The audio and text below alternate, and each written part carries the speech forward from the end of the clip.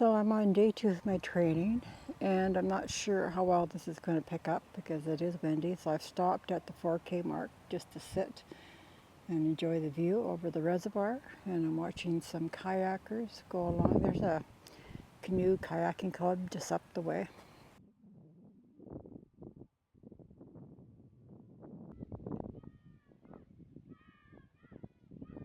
So in March of that year, there was a presentation being hosted from a lady that organized groups that wanted to go on the Camino, and she took care of the logistics part of it.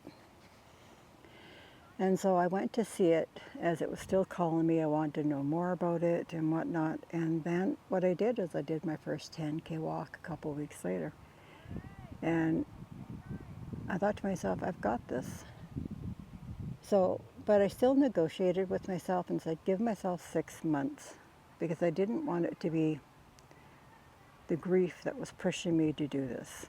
And then find out that down the road, I didn't really want to do it. Because the walk was 18 months away. A lot can happen in 18 months. So that happened. I kept on walking throughout the summer, and I increased my walks and got out more in nature and whatnot. And November came, and the call was still there. The Camino kept calling me, and so I ended up being the first of her group to book, and then slowly more and more people came on board. At the end, there were 7 of us, 5 Canadian ladies, 1 from the US and 1 from the UK. We still stay in contact to this day. So I will include some pictures of the next part of my Camino, and we'll continue on to part 3. As I continued the walk along the way, I noticed the scenery was much different than crossing the Pyrenees. We were walking through more and more small villages and making our way to Pamplona. After leaving Pamplona, we were headed to the Hill of Forgiveness, where one of our members encountered a flasher. Safety on the Camino is pretty safe, but things can still happen. Often police walk the Camino dressed like a pilgrim, so you never know who you are talking to. It's called the Hill of Forgiveness as tradition has it. The pilgrims would climb this hill to forgive others or seek forgiveness for themselves. What amazed me was the churches. Village after village had a church. But there was one special church, and I wish I remembered the name of it. But when we entered, a nun from France, I believe she was from the Order of Charity of Daughters, kept saying, "Canada, Canada." She literally took the 3 of us and physically stood us at the pew looking forward to the front of the church. And then she made sure our Canadian flags that are on our backpacks were showing, so she could take a picture and post to their Facebook page. It was a humbling experience to know Canadians were important for her. Day after day we continued. By this time we had fine-tuned our morning routine of taping our feet and getting our packs ready for another day of walking. After Burgos, you start walking in an area that is called the Meseta. It's equivalent to our Canadian prairies, where you can watch your dog run away for 3 days.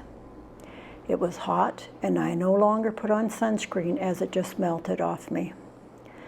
There was very little opportunity to stop and get out of the sun. Mentally, this was the biggest challenge yet for me, as the heat, my blisters, which at this point were about 2 inches round on the outside of both my heels. If it weren't for my hiking sandals, I would not have been able to complete this walk. I found this part of the walk gave me time to reflect on why I was doing this. The reason had changed over the period of 18 months from the time I was called to walk the Camino. Yes, grief took me down this path, but I truly believe all that time I spent preparing for this walk by being in nature helped with my healing. Instead of focusing on what I lost, I focused on how I was going to move forward and what did I want to do. Being a caregiver for 11 years and the last 2 years dealing with his cancer, I learned a lot about caregiver burnout. For me at this point in my life, it was important for me to heal mentally and physically. It wasn't quite 2 years yet, but I knew the physical journey was going to be a long one. I went through phases where I just wanted to sell it all and go find a small piece of land and build a tiny home.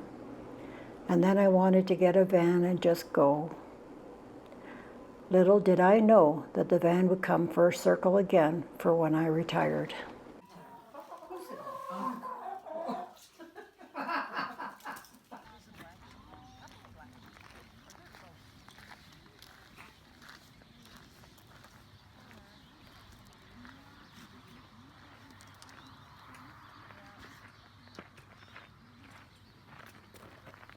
The built-in rest stops along the way was a great way for us to play tourists and visit some amazing architecture and experience history.